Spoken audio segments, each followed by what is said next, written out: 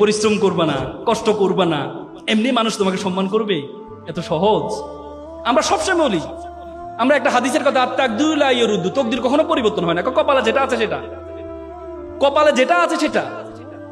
অথচ আল্লাহ তাআলা কোরআনে বলেছে ওয়ালাইসা লিল ইনসানু ইল্লা মা সাআ। আল্লাহ বলেছে মানুষ ততটুকুই পায় যতটুকু সে চেষ্টা করে। এবং আল্লাহ তাআলা কোরআন আরেকটা আয়াতে বলেছে ইন্নাল্লাহা লা ইউগাইয়িরু বিকাউমি হাত্তা ইউগাইয়িরু বিআনফুসিহিম। আল্লাহ কোন জাতির ভাগ্য পরিবর্তন করে না যতক্ষণ পর্যন্ত ওই জাতি এবং ওই ব্যক্তি নিজের ভাগ্য পরিবর্তন করার চেষ্টা না করে। আর তুমি মনে করো চেষ্টা করবা না, এমনিই তুমি সফল হয়ে যাবা, সব তোমাকে মানুষ সালাম করবে, প্রণাম করবে? না, এমনি করবে না, তোমাকে এমনি কখনো করবে না। পরিশ্রমের কোনো বিকল্প নেই।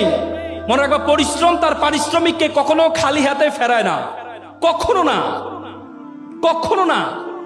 তুমি পরিশ্রম কর, পৃথিবীর সবচেয়ে বড় সংজ্ঞা।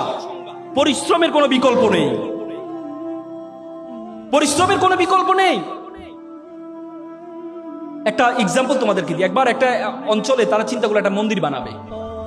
তো মন্দিরের জন্য কি লাগে? মূর্তি লাগে। তো তারা চিন্তা করলো একটা মূর্তি বানাবে। তো মূর্তির জন্য কি লাগবে? পাথর লাগবে। তো তারা চিন্তা করলো একটা পাথর কোথা থেকে পাওয়া যায়? সুন্দর পাশের গ্রামে একটা পাথর আছে, সুন্দর পাথর, সাদা পাথর, চমৎকার পাথর। তখন তারা গেল পাথরকে অফার করতে, যে পাথর সাহেব আপনাকে একটু লাগবে। বলে যে আমাকে লাগবে, আমাকে নিয়ে কি করবা?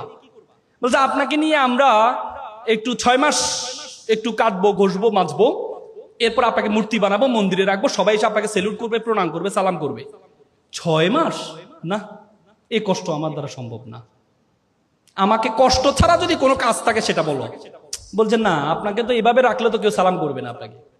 তখন অবহেলিত একটা পাথর ছিল পাশে, কালো পাথর। সে বলে স্যার আমাকে নিয়ে যান, 6 মাস না, 1 বছর ধরে আমাকে কাটেন, ঘষেন, মাজেন, কোনো সমস্যা নেই। পরবর্তীতে এই কালো পাথরটাকে নিয়ে যাওয়া হয়। নিয়ে যাওয়ার পর 10 জন মিলে তাকে কেটে ঘষে কাটাকাটি শুরু করলো। 10 মাস ধরে কাটছে।